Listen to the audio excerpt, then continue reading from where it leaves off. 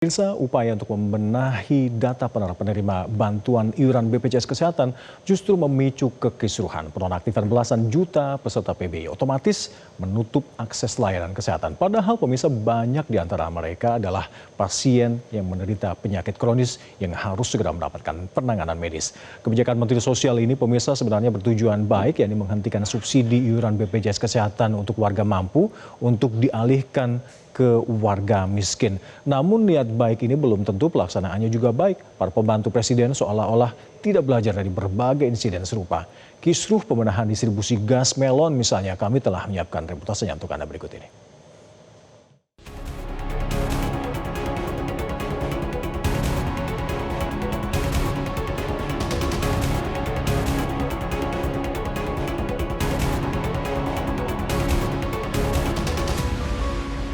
15 juta yang menerima PBI, ini berarti kita ini membiayai orang kaya 15 juta.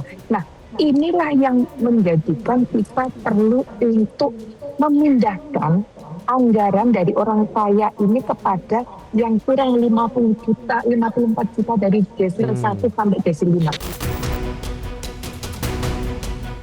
15 juta orang kaya dibayari iuran BPJS-nya oleh pemerintah. Itu rupanya alasan dibalik kisruh penonaktifan belasan juta peserta BPJS dari kelompok penerima bantuan iuran pada awal bulan ini. Penonaktifan PBI ditetapkan melalui SK Menteri Sosial Nomor 3 Tahun 2026 yang berlaku mulai bulan Februari. Kebijakan tersebut merupakan bagian dari upaya pemerintah melakukan penyesuaian dan pembenahan data penerima bantuan sosial melalui Data Tunggal Sosial dan Ekonomi Nasional atau DTSEN. Peserta yang tidak lagi memenuhi syarat otomatis tidak diaktifkan sebagai PBI. Inilah yang menimbulkan banyak keluhan karena banyak pasien kronis yang terhambat menjalani pengobatan terdampak tiba-tiba dinonaktifkan. Menteri Sosial Gus Ipul mengungkap fakta mengejutkan terkait penyaluran penerima bantuan iuran BPJS Kesehatan sepanjang tahun 2025 dalam rapat konsultasi di DPR pada 9 Februari ini. Kementerian Sosial mencatat bahwa alokasi penerima PBI BPJS Kesehatan pada tahun 2025 mencapai 96,8 juta jiwa. Namun, banyak yang tidak tepat sasaran. Berdasarkan data Kemensos, sebanyak 54 juta jiwa dari kelompok desil 1 hingga 5 justru belum mendapatkan akses PBI BPJS Kesehatan.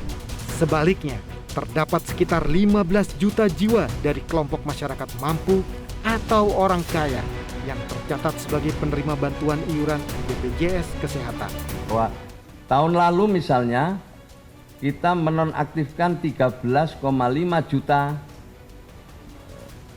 penerima bantuan iuran. Ya, ada 87.591 yang melakukan reaktivasi. Jadi tahun 2025 ini sudah kita laksanakan ya untuk menonaktifkan 13,5 juta yang melakukan reaktivasi 87.000. Kemudian ada juga yang berpindah ke segmen mandiri. Dari 13 juta yang kita nonaktifkan itu berpindah ke segmen mandiri. Jadi artinya ini sebenarnya penonaktifan yang pas, yang tepat ini, sehingga mereka mampu secara mandiri. Namun niat baik untuk melakukan pembenahan demi mewujudkan keadilan belum tentu baik pula dalam pelaksanaan. Puluhan warga mendatangi kantor BPJS Kota Depok usai bantuan Universal Health Coverage atau UHC dihentikan pemerintah. Terlihat antrian cukup panjang di kantor BPJS Kota Depok yang berada di kawasan GDC Depok. Sejak pagi, warga sudah mulai berdatangan untuk mengurus kepesertaan BPJS yang sudah tidak dapat digunakan kembali. Kedatangan puluhan warga berkaitan dengan pencabutan bantuan UHC yang diberlakukan pemerintah sejak awal Februari. Pakai apa? Nggak bisa. Sejak kapan, Bu? Baru mulai kemarin. Hah? mulai kemarin pas berobat nggak bisa digunain, mati. Terus gimana Bu? Akhirnya tadi udah bisa? Udah, sekarang udah bisa. Ke bayar mandiri. Oh, akhirnya mandiri. Selama ini Ibu gimana Bu sebelumnya?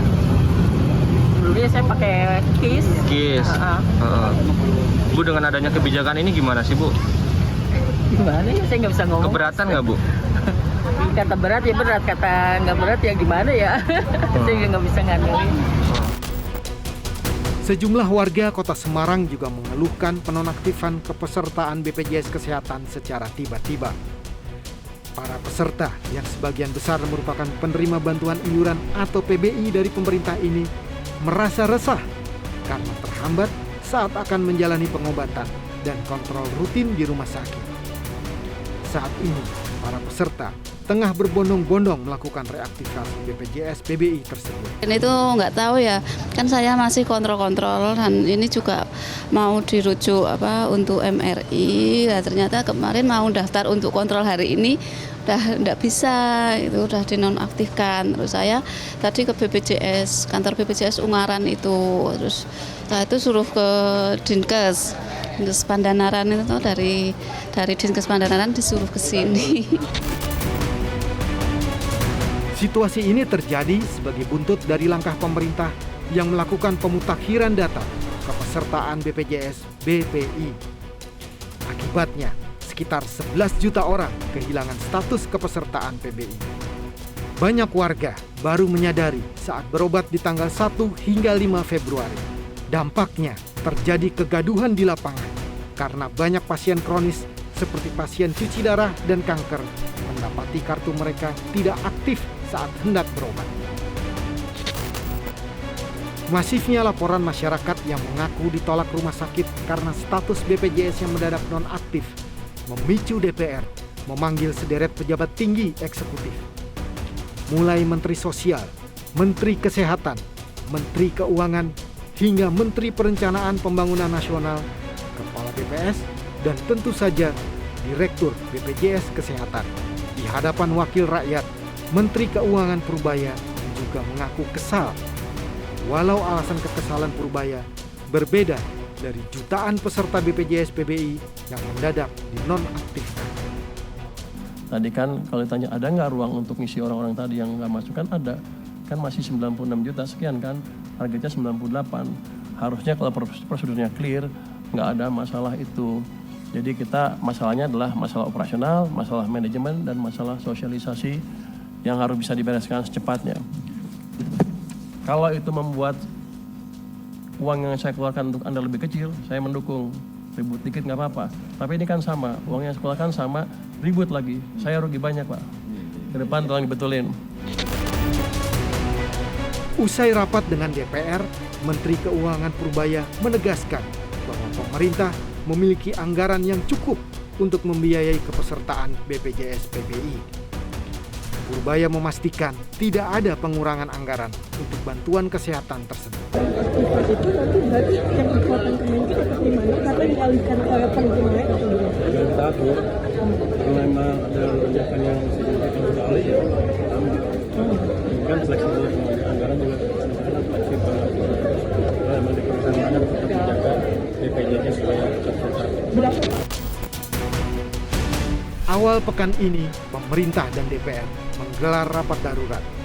Hasilnya, pemerintah memberi masa transisi selama Februari, Maret, hingga April. Peserta yang dinonaktifkan tetap dijamin pelayanannya, sementara datanya divalidasi ulang oleh Kementerian Sosial. Ya, jadi kalau tadi DPR dan pemerintah sepakat bahwa selama 3 bulan seluruh layanan kesehatan termasuk yang PBI itu dibayarkan oleh pemerintah. Tadi sudah sepakat, ini yang bagian bayar-bayar sudah oke. Mengenai pembaruan data, Menteri Sosial Saifullah Yusuf menyebut datanya berasal dari tingkat kabupaten.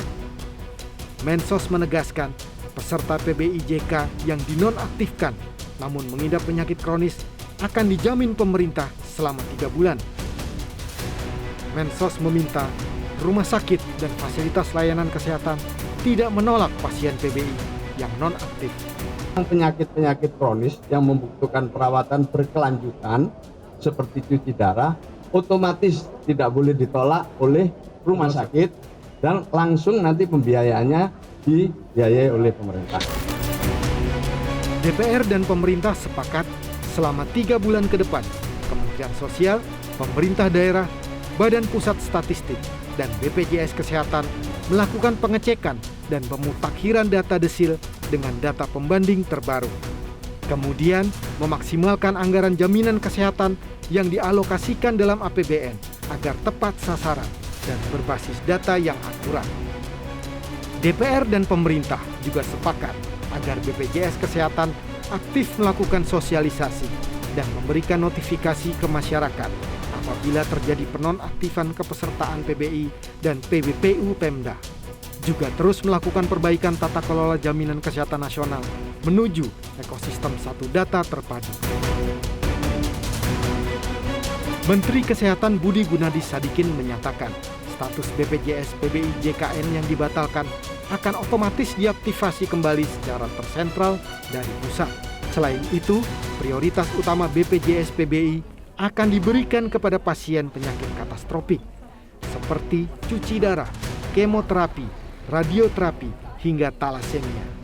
Pemerintah menjamin layanan medis bagi penyakit kritis ini tidak boleh terhenti dan akan tetap dibiayai oleh negara melalui Kementerian Sosial.